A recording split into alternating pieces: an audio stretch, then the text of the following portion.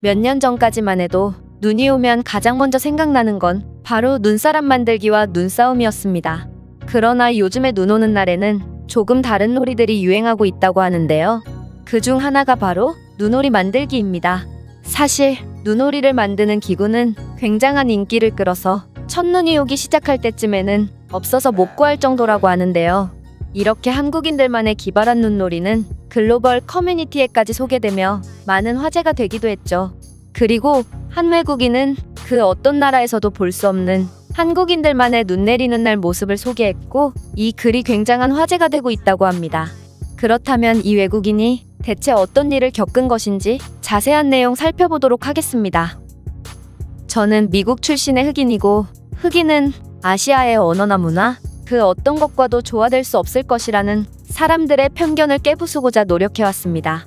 사실 제가 어렸을 때만 해도 해외에 대한 정보를 접하기 어려웠기 때문에 아시아에 대한 호기심이 제 노력의 가장 강력한 동기이긴 했죠. 그러던 중 저는 가족을 꾸리게 되었고 그렇게 제 꿈과 멀어지던 찰나 저에게 좋은 기회가 찾아오게 되어서 일본 지사로 파견 가게 되었습니다. 오랫동안 준비했던 제게 일본에서의 업무는 그다지 어렵지 않았지만 가장 힘든 건 바로 사람들이었습니다. 일본인들은 유색인종인 저와 눈도 안 마주치려고 하고 대화에도 안 껴주었기 때문이죠. 하지만 제 큰 키와 덩치 때문인지 제게 직접적인 위해를 끼치진 않았습니다.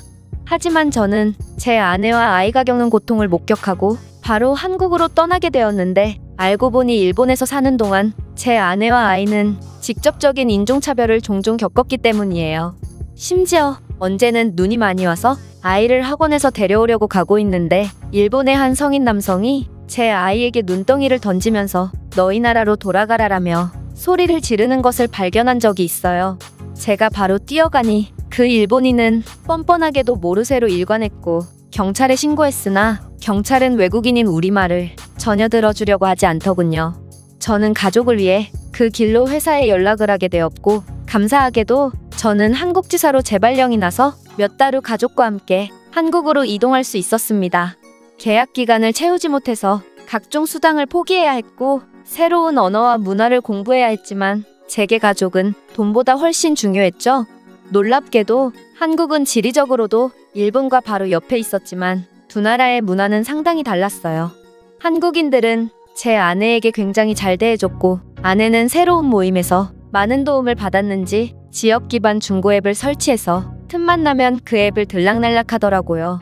이 앱 때문에 지금도 우리 집에는 정체불명의 물건들이 하나씩 생기는 중이고 문제는 아내가 그 앱으로 제 옷을 자꾸 사오는데 죄다 저에게 꽉 끼거나 작은 옷들 뿐이라 굉장히 골치 아프다는 것입니다. 아마 아내는 저렴하기만 하면 그냥 무엇이든 사오는 것 같은데 그렇게 우리 집에는 중고 옷이나 기계들이 쌓이기 시작했고 우리 집은 이제 사람이 사는 곳이 아닌 골동품 전시관처럼 변하게 되었죠.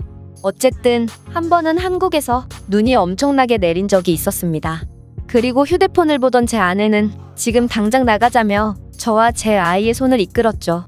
그렇게 아내의 손에 이끌려 나가보니 저희 집 앞 골목길에는 저녁 9시가 넘은 어두운 밤에 어떤 아이와 아이 엄마가 눈놀이를 하고 있더군요. 여자와 아이가 이 늦은 시간에 돌아다니다니 조금 위험하지 않을까 하는 생각을 하던 찰나 제 아내는 그들에게 다가갔고 그들에게서 오리 모양의 눈덩이 몇 개를 받아왔어요. 알고 보니 이 한국인 엄마가 중고앱에 눈오리를 나눔한다는 글을 작성했고 제 아내는 그런 색다른 나눔이 재밌어 보여서 가족들과 함께 나온 것이죠. 눈덩이를 나눔한다니 이건 정말 귀엽고 재밌는 장면이었어요.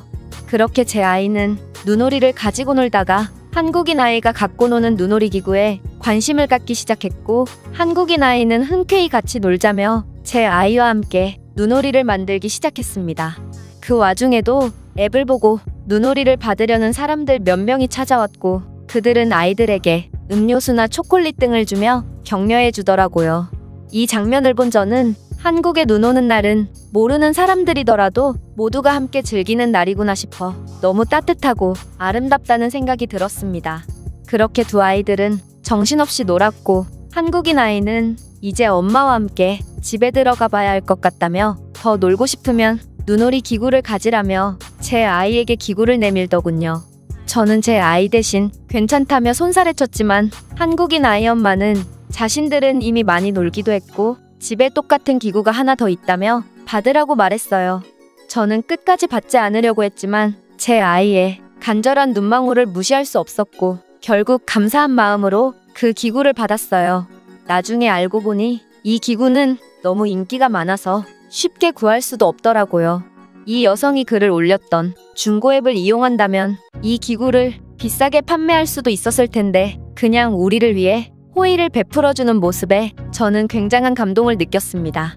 어쨌든 우리 가족은 눈이 오면 종종 나가서 눈오리 기구를 사용하며 놀았고 한국인 아이가 그랬던 것처럼 제 아이도 다른 아이와 놀다가 그냥 그 눈오리 기구를 주고 왔다고 해요. 저는 어린 제 아이에게 아직 남에게 베푸는 법을 가르쳐주지 못했는데 한국의 어린아이는 저 대신 제 아이에게 엄청난 삶의 지혜를 가르쳐준 것이죠.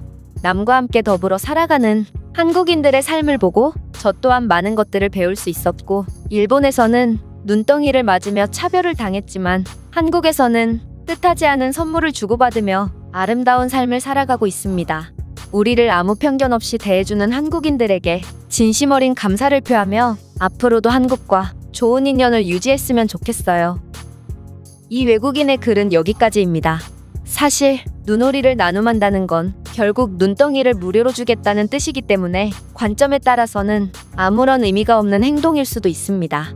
그러나 남들이 보기에는 무의미한 행동일지라도 우리는 물질적인 것보다 정신적인 마음을 나누는 것을 더 값지게 생각하며 따라서 눈덩이를 받으면서도 음료수 등을 건네는 것 또한 이런 정서적인 교감을 값지게 여기는 한국인들의 특징을 잘 보여준다고 볼 수 있죠. 그렇다면 이 글에 대한 다른 외국인들의 반응은 어떤지 댓글을 통해 해외 반응을 살펴보겠습니다. 아니, 한밤중에 아이와 여성이 골목길에서 눈놀이를 한다고? 대낮을 한밤중으로 잘못 적은 거 아냐?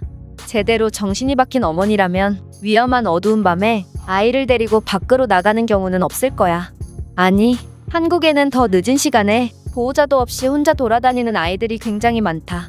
아무리 밤이라도 아이나 여자를 건드리는 나라가 제정신인 건지 아니면 아이 혼자 안전하게 다닐 수 있는 나라가 제정신인 건지는 잘 생각해 볼 필요가 있어. 저도 일본에서 인종차별을 당한 적이 있어요. 어떤 남성이 제게 눈을 던졌고 저는 눈싸움을 하자는 의미로 이해하고 긍정적으로 받아들이려고 했으나 뭔가 이상해서 유심히 보니 그 눈 안에는 돌이 들어있었죠. 한국에서 눈이 오는 날은 마치 지역 축제처럼 근처에 모두가 즐기는 것 같아. 아파트 단지 같은 곳에 가보면 그곳에는 수많은 아이들이 함께 어우러져 놀고 있고 그 주변에는 어른들이 모여서 즐겁게 이야기를 나누고 있거든. 한국에는 눈이 적당히 오기 때문에 한국인들 모두가 눈 오는 것을 반기고 축제라고 생각하는 듯 싶어. 당신은 한국의 수도권에서 거주한 모양이군요. 강원도에 간다면 눈이 굉장히 많이 오고 실제로 내 한국인 남편은 그곳에서 군복무를 했다고 해요. 그의 말로는 자신이 지운 눈만 모아도 설산 하나는 만들어질 거라고 하는데 사실인지는 모르겠군요. 한국에는 중고앱이 굉장히 잘 발달되어 있는 것 같아. 아마 한국은 몹시 안전한 국가이기 때문에 낯선 이에게 범죄를 당할 일이 없어서 그런 걸 수도 있을 것 같아. 타당한 이유야. 놀랍게도 한국인들은 새벽에도 직거래하는 걸 서슴지 않더라고.